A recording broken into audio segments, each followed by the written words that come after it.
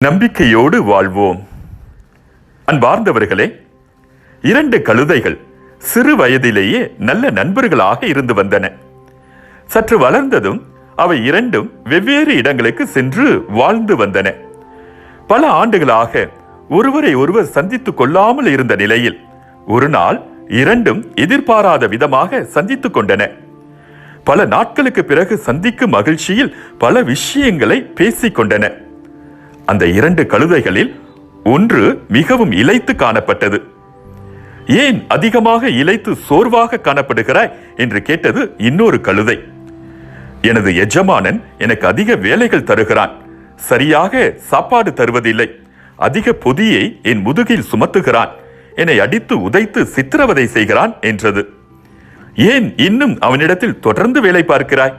ஓடி வந்துவிட வேண்டியதுதானே, வேறு எங்காவது வேலை பார்க்கலாமே என்று கேட்க, நல்ல யோசனைதான், ஆனால் அவனுக்கு ஒரு அழகான மகள் இருக்கிறாளே என்றது இளைத்து போயிருந்த கழுதை.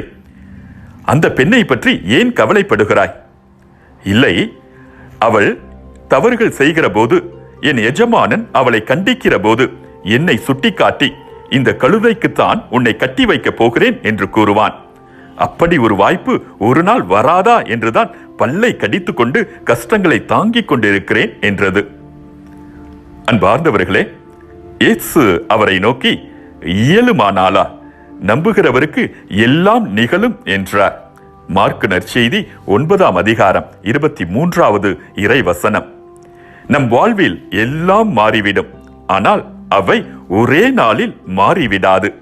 வட்டம் போட்டு வாழ்வது வாழ்க்கை அல்ல, எதையும் திட்டம் போட்டு வாழ்வதுதான் வாழ்க்கை. எப்படியும் வாழலாம் என்பதை விட்டுவிட்டு இப்படித்தான் வாழ்வேன் என்று ஆண்டவர் இயேசுவை பற்றி கொண்டு வாழ்வோம். தடைகள் பல வந்தாலும் நம் ஆண்டவர் நம்மை தாங்கிக் கொள்கிறார் என்ற நம்பிக்கையில் துன்பங்களிலும் மகிழ்ந்து வாழ்வோம். ஆண்டவர் இயேசு உங்களை ஆசீர்வதிப்பாராக.